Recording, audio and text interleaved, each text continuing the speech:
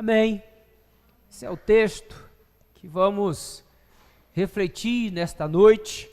Nós já oramos, pedindo que Deus nos abençoasse nesse momento. E eu quero, nesse texto, meus irmãos, tão conhecido nesta noite, convidar a igreja para uma reflexão sobre aquele que é o tema estudado pelas nossas igrejas neste mês, o mês de maio, que é família.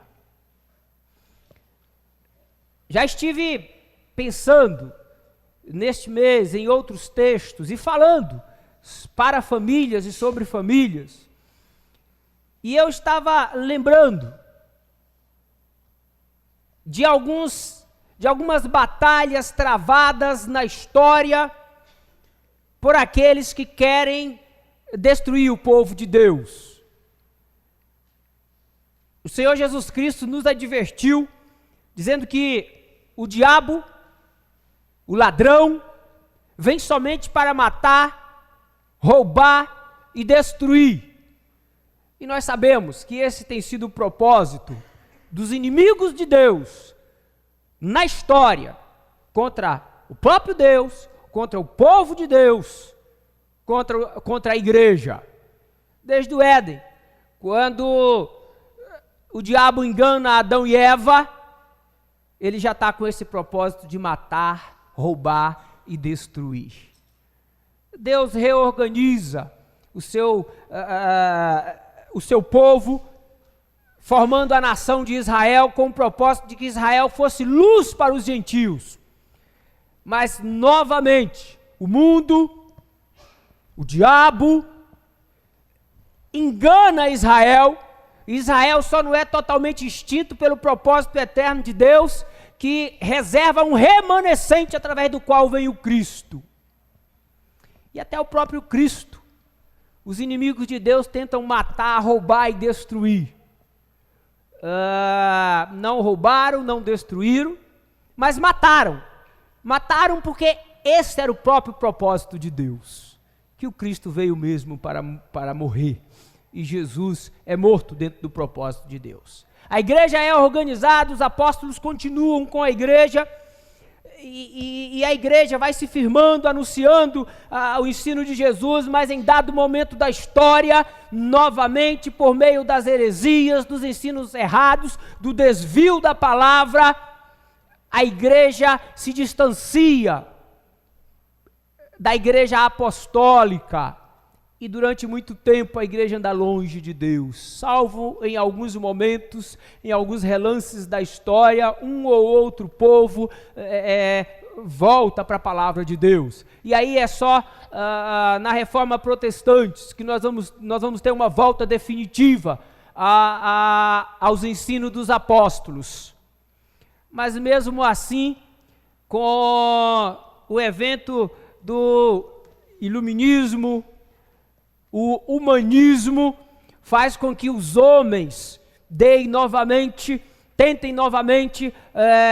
destruir os propósitos de Deus, a palavra de Deus, a igreja, e desta vez tentando destruir um dos ensinos mais preciosos para a igreja, que é a criação de Deus. Deus é o Criador, mas eles se levantam e diz assim: não há criação, há evolução.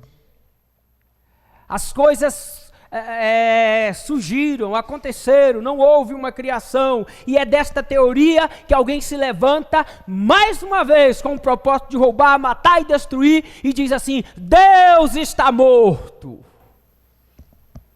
E sempre na história tentando roubar, matar e destruir o povo de Deus. E eu fiquei me perguntando nos nossos dias, qual é a grande estratégia do inimigo para destruir o povo de Deus?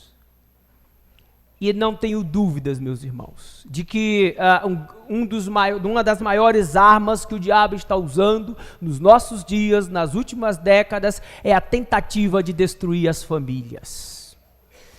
Pelo menos na minha existência, e que eu tenha conhecimento, nunca a batalha foi tão ferrenha para desestruturar, para fazer parar de existir a família no meio de uma sociedade. De todos os lados e por todos os meios, a família tem sido atingida, atacada. E isso é propósito, sim, daqueles que vieram apenas para matar, roubar e destruir. A carne, o mundo e o diabo estão tentando destruir a família, porque destruindo a família, destrói a igreja e desacredita a palavra de Deus e joga a palavra de Deus para um segundo plano. Meus irmãos, a igreja, nós temos a missão de sermos nesses dias vanguarda e retaguarda em defesa da família. A igreja não pode parar de pregar sobre a família, sobre a biblicidade da família, sobre a família como projeto de Deus. E a igreja não pode deixar de viver isso, porque no dia que nós deixarmos de viver isso, que nós pararmos de acreditar que a família é projeto de Deus, projeto para a humanidade, projeto para a sociedade, projeto para a igreja, aí, meus irmãos, o projeto do inimigo de roubar, matar e destruir vai acontecer. E eu escolhi esse texto, porque esse texto, Jesus usando a forma literária de parábola, ele usa várias figuras para fazer a sua pregação, o seu ensino. E neste texto, Jesus usa a figura de uma família. Ele conta a história de que certo pai tinha 2 filhos, e conta que um filho fala assim: pai, dá-me a parte que me cabe, eu quero a minha herança. E isso era sinal de um filho desestruturado, de uma família que as coisas não estavam andando muito bem nesta família, porque um filho não pediria isso, porque é pedir a morte do pai, ia totalmente contra os princípios de uma família estruturada. Eu sempre lembro isso, a gente vendo os filmes da parábola do filho pródigo com as crianças, no filmezinho lá, mostra que antes do pai deixar o filho ir, o filho importuna, o filho briga, o filho incomoda o pai, há toda uma situação na casa, e o pai deixa ele ir, Depois, quando ele volta, há um outro problema. Tinha um menino, o outro que ficou na casa, que não estava contente com aquele filho, que fica chateado com o pai, que cria uma briga, uma confusão. Esta família que Jesus usou para trazer um ensino para a igreja, não era uma família estruturada. Era uma família que tinha problemas, que tinha dificuldades. E eu costumo lembrar um detalhe que, claro, não está no texto, porque o propósito do texto não convinha que estivesse, mas como a gente está usando a situação da família, dos personagens da família, a gente pode lembrar aqui, gente, semana passada nós estávamos comemorando o dia de quem? Das mães. E eu fico perguntando, quem falta nesse texto? Quem não aparece nesse texto? Não tem uma mãe. Claro, teologicamente, é o propósito do autor. Mas a parte disso aí, usando os personagens, meus irmãos, não pode haver uma família mais desestruturada do que uma família que está sem a presença de uma mãe, de uma mulher. E vocês muito bem sabem disso. Mas, meus irmãos, o que fazer para transformar a situação, a realidade de uma família desestruturada? É o que nós encontramos por aí afora, meus irmãos. Famílias desestruturadas, fragmentadas, famílias que não conseguem se relacionar. famílias que não conseguem se entender, pais que não falam com os filhos, cônjuges que não se entendem, cônjuges que não conseguem se amar, que não conseguem se perdoar. Eu estava comentando com um dos pastores da nossa cidade, que nos nossos aconselhamentos, que nas ligações que ligam para as nossas casas, nas pessoas que nos buscam, 95% dos casos são problemas na família. E não se assustem, irmãos, nós encontramos cada situações dentro das nossas igrejas, porque, irmãos, a família não vai bem de uma forma geral. Não vai bem. E aí eu fiquei perguntando nesta reflexão e nesses dias que a gente fala para famílias, gente, o que fazer para mudar essa situação? Como está a tua casa? Como está o teu casamento? Como está o relacionamento com seus filhos? Com os demais familiares? Porque eu considero família, pai, mãe e filhos. Os demais, avós, tios, primos, são os familiares. Eu chamo assim. Como é que está? Qual a solução, pastor? Eu vejo nessa parábola uma solução para restauração, para reestruturação da família, para estabelecer uma família forte. De forma muito simples. Irmãos, não tem segredo. Não tem solução mágica. Está aí no texto. E eu queria que você prestasse atenção nos próximos 5, 10 minutos, antes de terminar o nosso sermão, para nós lembrarmos, só lembrarmos, porque você já sabe qual é a solução. A solução, meus irmãos, está tão somente na fé, que uma vez por toda foi entregue aos santos. Porque este menino desse texto, este pai, Jesus usa certamente um contexto de uma família judaica, um contexto de uma família que conhecia o Deus de Israel, de uma família crente, mas que estava desestruturada. E por esse motivo o menino diz assim, vou embora. E o pai permite, e ele vai. Mas aí é que Deus começa a agir. Deus é especialista em transformar o caos em paraíso. Já no começo da Bíblia, a gente lê lá, né, havia trevas sobre a face do abismo. E disse Deus, haja luz. E disse Deus, cresça árvores frutíferas. E Deus foi trabalhando, e o texto termina com a humanidade no paraíso.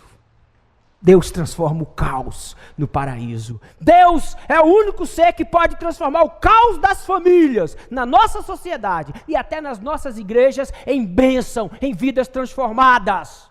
Então o menino vai embora e o texto nos aponta a solução para as nossas famílias no versículo de número 18. Nós lemos aí no versículo de número 18, meus irmãos, diz assim: levantar-me-ei, e irei ter com meu pai, e lhe direi, pai, pequei contra o céu e diante de ti.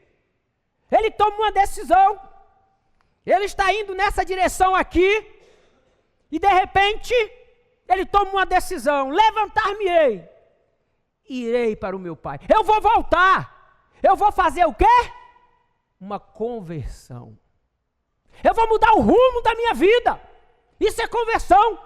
E o que é que a igreja ensina e o que é que nós temos aprendido que precisa acontecer com o homem que está indo em direção oposta a Deus para se voltar para Deus? É conversão. É mudar de rumo. É mudar de direção. E sabe, meus irmãos, nós somos crentes.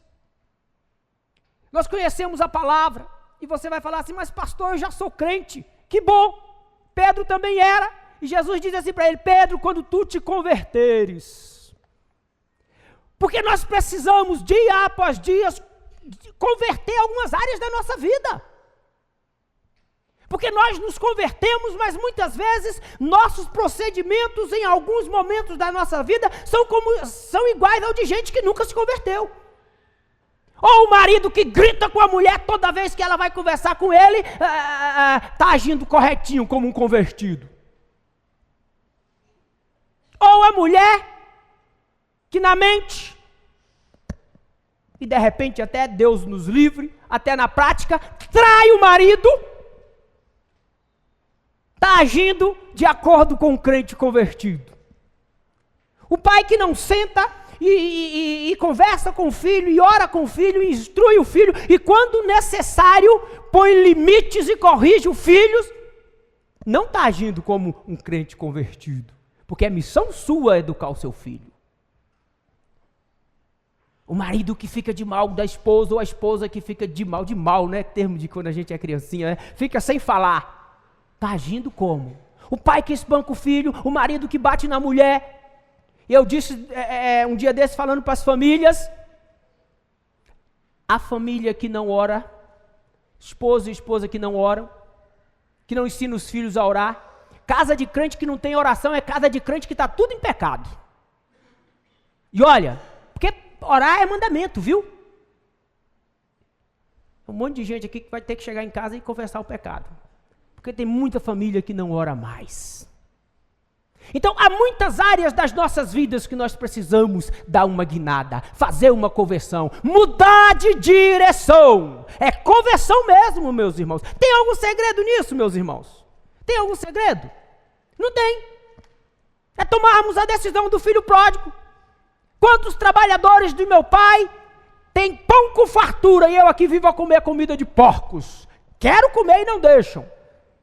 Por que vai mal o relacionamento? Por que as coisas não se acertam?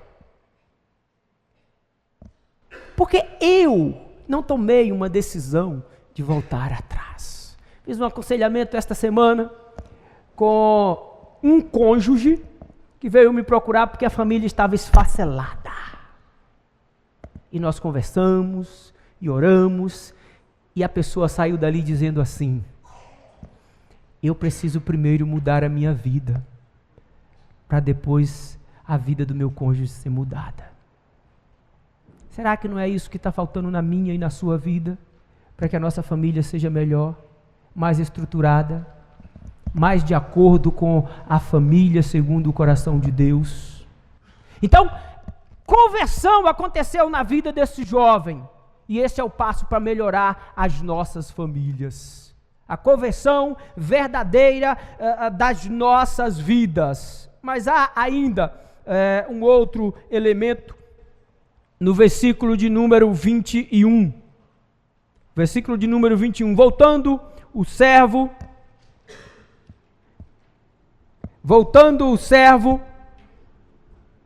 tudo contou ao seu senhor. Eu acho que desculpa, a página passou aqui. Versículo 21 é assim: e o filho lhe disse: pai, pequei contra o céu e diante de ti, já não sou digno de ser chamado seu filho. Meus irmãos, é preciso haver um arrependimento dos nossos atos. Não basta reconhecer que falhamos algumas vezes. Porque às vezes até você sabe que está errado. E até diz para o ente querido, para a pessoa: eu estou errado mesmo. Mas a conversão só vai acontecer se houver o elemento chamado arrependimento. E arrependimento é aquele elemento que você se conscientiza do seu erro e toma uma atitude. A atitude que está lá em Provérbios. Anotei aqui, acho que é 21. Provérbios 28, 13. Bem-aventurado o homem que confessa o seu pecado e faz o quê? Deixa. Vejam bem que esse menino, ele faz um projeto.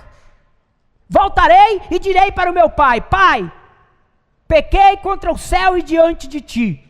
Acho que é no versículo 16 ou 17 que ele faz todo o projeto. A teoria, ele sabe o que ele tem que fazer. Mas o autor é muito inspirado nesse instante, Porque mais adiante, o autor diz que ele chegou diante do Pai e diz: Pai, pequei contra o céu e contra ti. Ele não apenas projetou, ele não apenas reconheceu que errou, ele tomou a atitude de abandonar. Ele de fato se arrependeu, porque arrependimento é prática. Não é só consciência, não é só teoria do pecado e da presença do pecado. Quando há de fato arrependimento, há um abandono, há um deixar do pecado. E muitas vezes nós somos conscientes, ficamos até tristes, porque agimos assim, mas não nos arrependemos, porque arrependimento produz mudança, abandono de vida. E esse menino vem e se arrepende, confessa o seu pecado e muda de vida. Aqui perto em um prédio, eu passava diante dele, parece que agora pintaram, mas eu lembro que estava escrito: seja você a mudança que quer ver no outro. É isso, irmãos. Se arrependa, abandona o teu pecado, e aquilo que você quer que o seu cônjuge seja para você, seja você para ele. Não há segredo nisso, você já sabe disso. Mas foi isso que o filho fez, e que certamente Deus usou para melhorar a sua família. E aí, um último elemento que eu queria lembrar nesta noite, no versículo 19 agora. Já não sou digno de ser chamado teu filho, trata-me como um dos teus trabalhadores. Irmãos, a fé exige de nós a consciência de que não devemos ser nada mais, nada menos do que servo do outro. Marcos 10, 44, Jesus vai dizer: aquele que quiser ser grande entre vós, seja primeiro servo do outro. Jesus, porque o próprio Filho do Homem não veio para ser servido, mas para servir e dar vida em resgate de muitos. Meus irmãos, para tudo ir bem, para a família ir bem, para a sociedade ir bem, para a igreja ir bem, eu tenho que ter a disposição de olhar para o outro e me sentir servo dele. Eu tenho que ter a consciência de que tudo que eu vier a fazer deve ser para abençoar o outro e para servir o outro.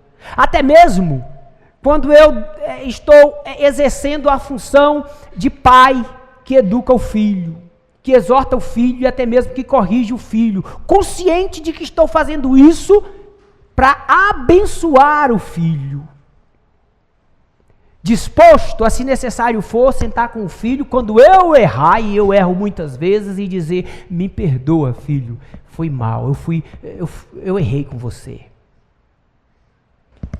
Sentar com a esposa e dizer: amor, me perdoa, não agi corretamente, me perdoa porque não quero voltar a fazer isso de novo.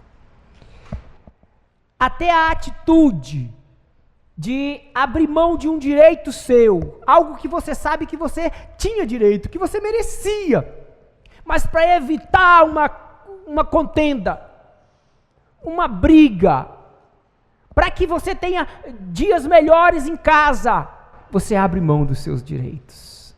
E se for necessário, você faz aquilo que você acha que você não deveria fazer. E são coisas tão pequenas, irmãos, coisas tão pequenas que nós precisamos fazer. O que custa para o esposo levar um copo de água para a esposa? Conto isso várias vezes. Pena não, todas as vezes que conto, a minha esposa está aqui. É bom contar quando ela não esteja, né? Estava no Mato Grosso, aquele calor terrível, trabalhando, e de repente chega minha esposa com um copo de água para mim. O copo de água chegava a estar com aquela águazinha de fora ali, delícia de água gelada. E eu olhei para aquilo e eu fiquei assim, e veio de ímpeto: obrigado, amor. Agradeci. Irmãos, que obrigação ela tinha de fazer isso? Que obrigação eu tenho de fazer isso? Naturalmente nenhuma. Mas eu devo fazer isso. Coisas pequenas. E coisas grandes também. Visitamos em Patos de Minas. Há poucos dias fomos lá rever uns amigos, uns irmãos. E nós tínhamos uma família muito querida lá. No ano passado, a nossa irmã faleceu. E há um ano o irmão viúvo mora sozinho sozinho, e nós estávamos conversando com ele, e nós ficamos, já sabíamos, mas relembramos, que há 51 anos eles estavam casados, e desde o primeiro ano que eles se casaram, ela adoeceu, e há 51 anos ele cuidava dela, abria mão muitas vezes de trabalhar. Ele conta que uma vez ele perdeu um emprego em uma cidade vizinha, porque precisava ficar 3 meses com ela no hospital, cuidando dela. Irmãos, às vezes a gente não quer ajudar a esposa a lavar a louça. Nunca, isso não é coisa de homem.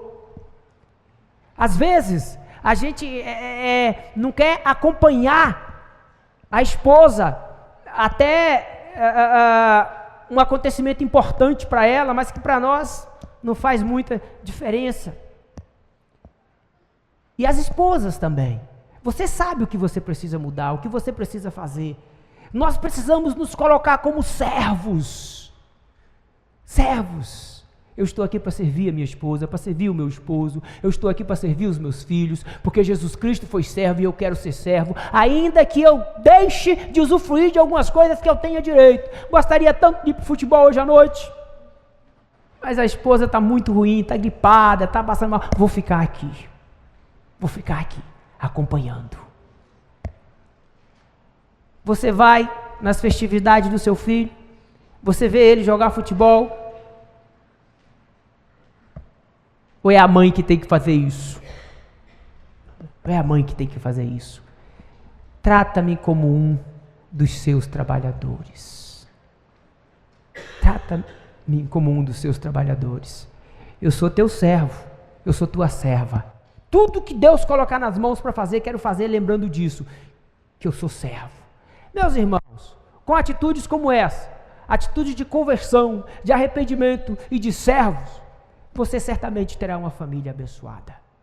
Deus vai abençoar sua esposa, abençoar seus filhos, abençoar você. Irmãos, a transformação da família está nos elementos da fé. Na prática, nós temos a solução. Nós temos o antídoto, nós temos o remédio. O problema é que o mundo não crê nisso, o mundo não aceita isso, o mundo não quer se converter, o mundo não quer se voltar para os princípios de Deus, o mundo não quer confessar seus pecados e reconhecer que tem pecado, o mundo não quer ser servo, o mundo quer ser servido, e esses elementos do mundo têm entrado dentro das nossas igrejas, dentro das nossas casas, dentro dos nossos corações, e nós estamos agindo como eles. E aí até dentro da igreja as famílias estão desestruturadas. A minha grande tristeza é ver a quantidade de pastores divorciados.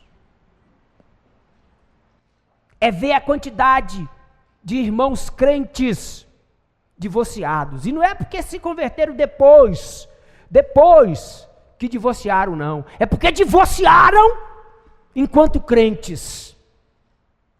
E eu não estou aqui para julgar a vida de cada um e a atitude de cada um. Mas eu estou aqui para dizer uma coisa: não era o propósito de Deus. Pecado do homem, pecado da mulher, pecado dos filhos, não sei.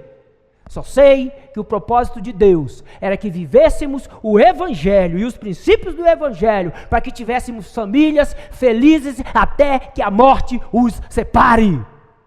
Isso é Bíblia, isso é palavra de Deus.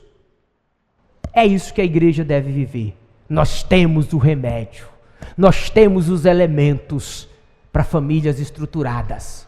Vamos fazer uso disso? Depende de você.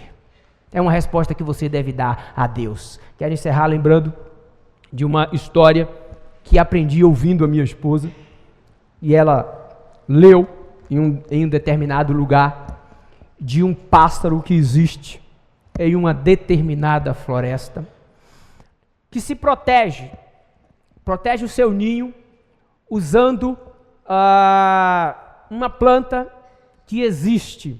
Eu acho que quando ela contou a história era na Amazônia, não sei, né? E o seu ninho estava feito com filhotes, e diz que um caçador, que conta a história que ela leu, estava passando por aquele lugar e viu uma serpente indo em direção àquela árvore dos ninhos.